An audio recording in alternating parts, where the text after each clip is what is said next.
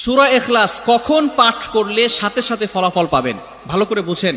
সূরা ইখলাস হচ্ছে পবিত্র কোরআনুল কারীমের ভিতরে ছোট সূরাদের ভিতরে অন্যতম একটি সূরা। তবে ফজিলতের দিক থেকে সূরা ইখলাস হচ্ছে গুরুত্বপূর্ণ ফজিলত, এবং এই সূরাটা এমন একটা সময় আল্লাহ পাক রব্বুল আলামিন নাজিল করে দিয়েছেন যখন আল্লাহ রাসূল সাল্লাল্লাহু আলাইহি ওয়াসাল্লাম দ্বীনের প্রচার করতে লাগলেন।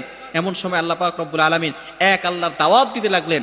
তখন কাফেররা আল্লাহ রাসূল সাল্লাল্লাহু আলাইহি সাল্লামকে কোশ্চেন করলো যে, মুহাম্মদ, তুমি তো এক আল্লাহর দাওয়াত দাও, আমরা তো কোটি কোটি দেবতার পূজা করি, তারা আমাদের সমস্যার সমাধান করতে পারে না।